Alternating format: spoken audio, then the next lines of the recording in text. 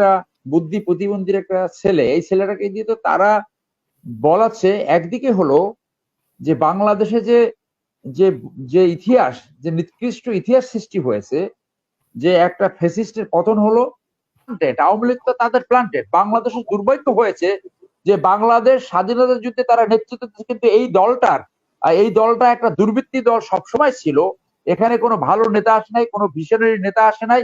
জাতীয় স্বার্থ এবং দেশের স্বার্থ চেয়ে তারা সবসময় ইন্ডিয়ার স্বার্থ অগ্রাধিকার দিয়েছে। এইটা বাংলাদেশের দুর্ভাগ্য। নামে এই যে একটা সামিট গ্রুপ, তাদেরকে দিয়ে এই যে ফারুক খানের ভাই তাকে দিয়ে টাকার পাচার করেছেন, এবং সে সিঙ্গাপুরে বাংলাদেশে 25 জন ধনীর ভিতরে সিঙ্গাপুরে একজন ধনী হয়েছে। এই টাকাগুলো আসলে শেখ হাসিনা এবং তার বোনের, তার মাধ্যমে এই ক্যাপাসিটি চার্জের মাধ্যমে লুটপাট করেছেন। আমি বলতে চাই যে এই আদানির সাথে যে চুক্তিটা করা হয়েছে, এটা একটা লুটপাটের ইনস্ট্রুমেন্ট।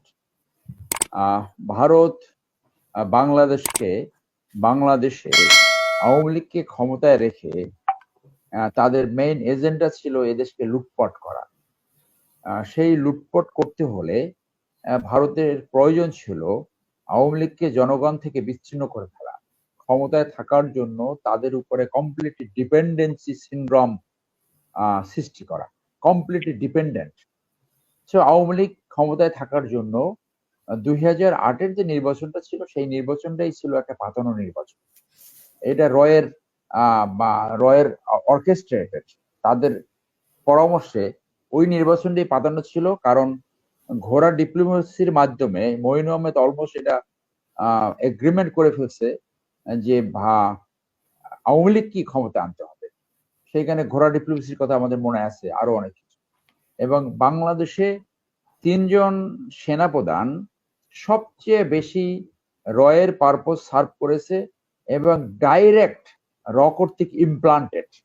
প্রথম ছিল এরশাদ, দ্বিতীয় হইল মঈন আহমেদ, আর তৃতীয় ছিল চোরা আজিজ। এই 3টা। তো মঈন আহমেদ কিন্তু এই অন11 হয়েছি এই ইন্ডিয়ান মেকানিজমে। ইন্ডিয়া এমন ভাবে কায়দা করেছে যে মঈন আহমেদ 7 জনকে ডিঙিয়ে সেনাপ্রধান করেছে বিএনপি, এবং সেই মঈন আহমেদ আপনার ইন্ডিয়ান পারপোজ সম্পূর্ণ সার্ভ করেছে। এখানে যদিও বিএনপির 2001 থেকে 6-এর অপশাসন, দুঃশাসন এবং তাদের নীতিগত ভুলভ্রান্তি অবশ্যই সেইটার সাথে জড়িত ছিল, কিন্তু মূল এজেন্ডা এবং মূল প্রজেক্টটা ছিল রয়ের। তো তাহলে তারা সেই সময় এই যে 2001 থেকে যে শুরু হলো, এই অন11 থেকে 2001, 6, তারপরে যে এই আবার 96 থেকে 2001 থেকে 6, দেন আবার এই যে সেকেন্ড পেজ, এখন যে পতন হলো।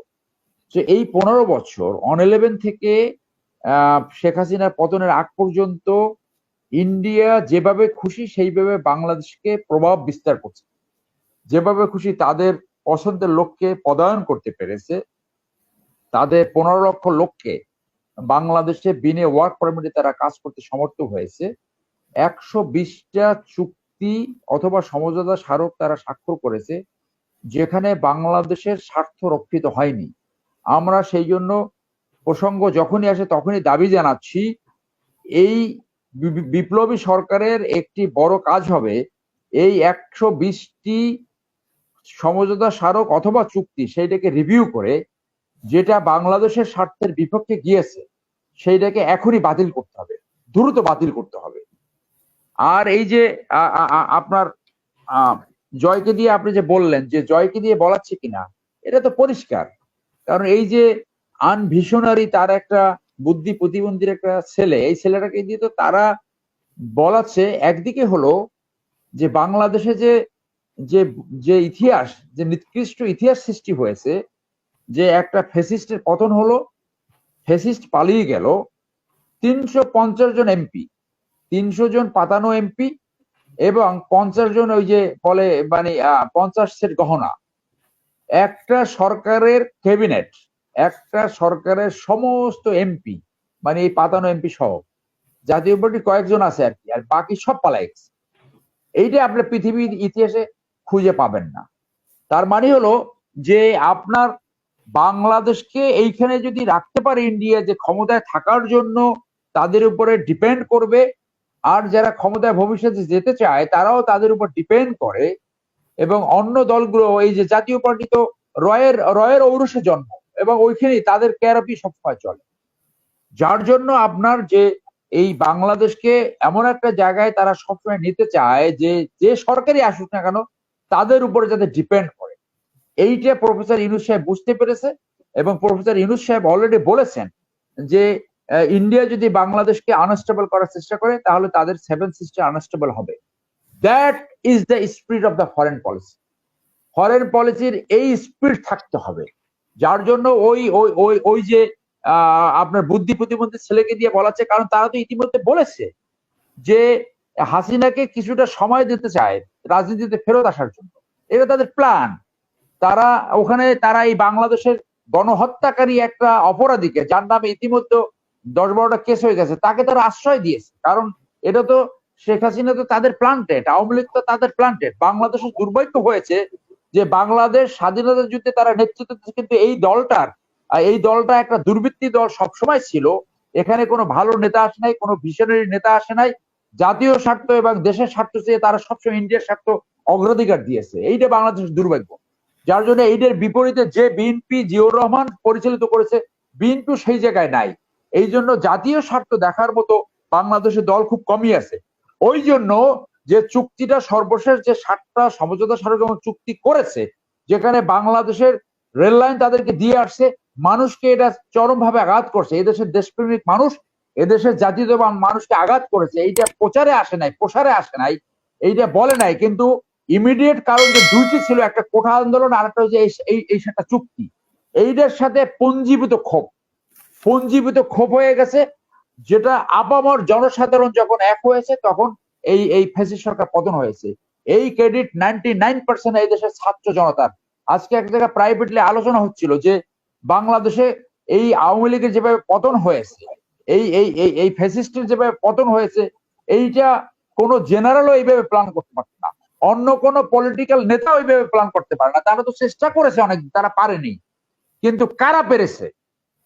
এদেশের ছাত্র জনতা, যারা ডিজিটালি অ্যাওয়ার অফ যে পৃথিবীতে কি হচ্ছে, সুশাসন কাকে বলে, ন্যায় বিচার কাকে বলে, কিভাবে জনস্বার্থ রক্ষা করা যায়, কিভাবে জনগণকে অ্যাসেম্বল করা যায়, কিভাবে মানুষকে আকর্ষণ করা যায়, এইগুলো যখন তারা মানুষের সামনে আসছে, তাদের যে সেকেন্ড ফেজে যখন একদম আন্দোলন হলো, তখন তারা যে স্লোগান গুলো এনেছে, প্রথম যে স্লোগান গুলো এনেছে, দেশ কারো বাবার নয় বলেছে, এবং এখানে বলেছে কোনো লুটেরা তন্ত্র যাতে আর কখনো সৃষ্টি না হতে পারে, কোনো দুর্বৃত্তায়িত রাজনীতি সৃষ্টি না হতে পারে, বাংলাদেশে আর যেন কখনই স্বৈরতন্ত্র না আসতে পারে, তারা সেই লক্ষ্যে কাজ করবে।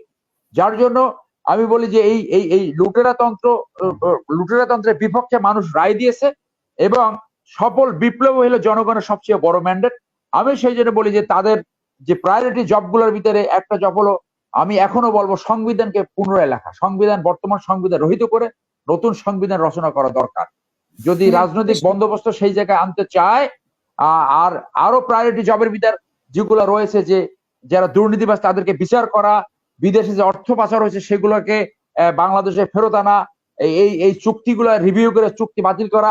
আর একটা বড় কাজ হলো দুর্বৃত্তায়িত বসুন্ধরা গ্রুপ, যারা বাংলাদেশের রাজনীতিকে দুর্বৃত্তায়িত করে, তার ছেলেরা যে ধর্ষণ এবং খুন করে, যারা দেশের কোনো আইন মানে না, এই বসুন্ধরা গ্রুপকে বাংলাদেশ সরকারের টেক ওভার করা উচিত ইমিডিয়েটলি, এবং এইটাকে রাজুকের তত্ত্বাবধানে নিয়ে আসা উচিত। সর্বশেষ এই কথাটা বলবো যে আদানির সাথে যেটা শুরু করলাম এই ফেজে, আদানির সাথে চুক্তিটা ছিল বাংলাদেশের অর্থ লুটপাটের একটা ব্যবস্থা, যেখানে আমরা জানি একটা স্টাডি কর্তৃক এটা প্রকাশ করা হয়েছে, বাংলাদেশে এখন বিদ্যুৎ উৎপাদনের ক্যাপাসিটি হচ্ছে 28,000 মেগাওয়াট। বাংলাদেশ এখন পিক টাইমে ডিমান্ড হয় 18,000 মেগাওয়াট। আর এটা যদি আপনি সিস্টেম লস ধরেন প্রতি বছর বাড়ে, তাহলে 28,000 মেগাওয়াটের ডিমান্ড সৃষ্টি হবে বাংলাদেশে আরো 10 বছর পর। তাহলে আপনার এই বিদ্যুতের ক্যাপাসিটি, বাংলাদেশও বিদ্যুতের নামে আপনি লুটপাট করিয়েছেন, আপনার ক্যাপাসিটি চার্জের নামে এই যে একটা সামিট গ্রুপ তাদেরকে দিয়ে, এই যে ফারুক খানের ভাই, তাকে দিয়ে টাকার পাচার করেছেন, এবং সে সিঙ্গাপুরে বাংলাদেশে 25 জন ধনীর ভিতরে সিঙ্গাপুরে একজন ধনী হয়েছে। এই টাকাগুলো আসলে শেখ হাসিনা এবং তার বোনের, তার মাধ্যমে এই ক্যাপাসিটি চার্জের মাধ্যমে লুটপাট করেছেন। তো বাংলাদেশে এই ক্যাপাসিটি, এই বাংলাদেশে বিদ্যুতের, হাওয়ার বাংলাদেশে বিদ্যুতের 28,000 মেগাওয়াট যদি ক্যাপাসিটি থাকে, তাহলে আপনি আদানির কাছ থেকে আমদানি করবেন কেন? That is the question. আমদানিটার উদ্দেশ্য হচ্ছে চুরি করা। চুরি করে আপনি ইন্ডিয়াতে টাকা পাঠাবেন, ওই যে টাকা পাঠিয়েছেন সেই থেকে এখন আপনি বাংলাদেশ আনস্টেবল করতে চান। এবং শুধু সেইটা না, বলতে ভুটান থেকেও নাকি বিদ্যুৎ আনবে। হোয়াই? জনগণের প্রতি যখন জবাব দিতে না থাকে, যখন যখন আপনার পার্লামেন্ট যখন ফাংশনাল না থাকে, যখন দুর্নীতির বিরুদ্ধে যখন ব্যবস্থা না থাকে, যখন বিচারালয় যখন একটা পাপেট সরকারের পদগ্রহণ করে, তখন আর এই জনগণের স্বার্থ কেউ আপহোল্ড করার জন্য, জনগণের স্বার্থ সুরক্ষা করার জন্য কেউ থাকে না। এবং সেই জন্যই এই সরকারের পতন হয়েছে। 1001টা কারণ আছে এবং এইগুলো সব মানুষ বুঝে, যার জন্য আওয়ামী লীগের পতন এটা ছিল অনিবার্য পরিণতি, এবং সেই অনিবার্য পরিণতি হয়েছে 5ই আগস্ট 2024। প্রথম প্রশ্নের জবাব দিই যে যাদেরকে পোস্টমর্টেম ব্যতীত দাপন করা হয়েছে সেটা বিচার পেতে বাধা হবে কিনা, আমি মনে করি না তেমন বাধা হবে না। কারণ কিছু মেডিকেল ডকুমেন্ট তো রয়েছে, যেমন বুলেট ইনজুরিতে মারা গেছে, কারণ এটা গণহত্যার অংশ হবে। শুধু একজন ব্যক্তি মারা যদি যায় এবং সেইখানে যদি পোস্টমর্টেম করা না হয়, সেই প্রবলেমও অতিক্রম করা যায়। পোস্টমর্টেম মামলা প্রমাণের একটা অংশ। তো সেটা তো বুলেট ইনজুরিতে মারা গেছে, সেই প্রমাণ তো রয়েছে অলরেডি। সো এইটা প্রবলেম হবে না। আমি আরেকটা ছোট্ট একটু ইস্যু 1 মিনিটে শেষ করে দিই, যে আজকে এই যে ইন্ডিয়াতে বসে এই বুদ্ধি প্রতিবন্ধী যেভাবে তাদের কিছু লোককে মাঠে নামাবার চেষ্টা করছে, কেউ নামতে পারবে না। এবং আপনি দেখেছেন যে আজকে যারা 32 নম্বরে গেছে, ওই শ্রীলঙ্কার মতো অবস্থা হয়েছে। প্যান্ট ট্যান্ট ছিঁড়ে, জামা কাপড় ছিঁড়ে, আন্ডারওয়্যার পরে তারপরে হাতে বাঁধিয়ে রাখছে। ছাত্র জনতা এখনো এত খেপা, তারা এত রাগান্বিত, এত বেশি তারা এখনো এই স্বৈরাচারীর দোসর, ডাইরেক্ট এবং ইনডাইরেক্ট বেনিফিশিয়ারি যারা, কাউকেই তারা ছাড়বে না। এইটাই হলো আমাদের আশার জায়গা। এবং ওখানে আমরা একটা ভিডিও দেখলাম যে জামা কাপড় ছিঁড়ে শুধু আন্ডারওয়্যারটা খুলে নাই আর কি। ওই পরিস্থিতি কিন্তু আমরা শ্রীলঙ্কায় দেখেছি।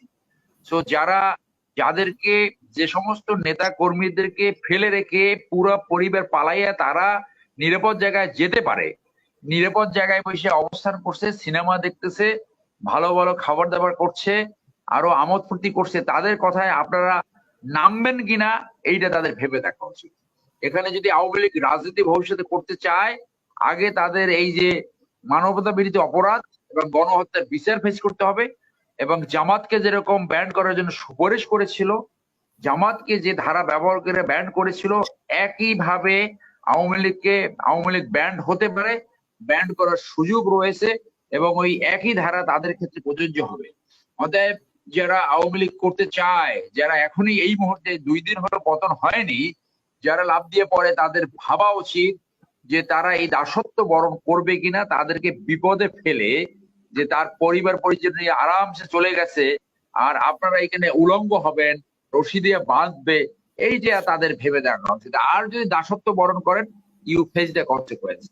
আওয়ামী লীগকে রাজনীতি করতে হলে আওয়ামী লীগ নতুন সেইবে আসতে হবে। তাদের এই সন্ত্রাস, তাদের এই লুটেরা তন্ত্র, তাদের এই মাফিয়া তন্ত্র, তাদের এই গণহত্যার স্টিগমা বাদ দিয়ে তারপরে যদি রাজনীতি করতে চায়, তখন এদেশের জনগণ ভাববে তাদেরকে রাজনীতি করার সুযোগ দেবে কি দেবে না। এখন যেভাবে আসতেছে, ওই শ্রীলঙ্কার মতো জনগণ তাদেরকে ল্যাংটা করে ছেড়ে দেবে। ধন্যবাদ।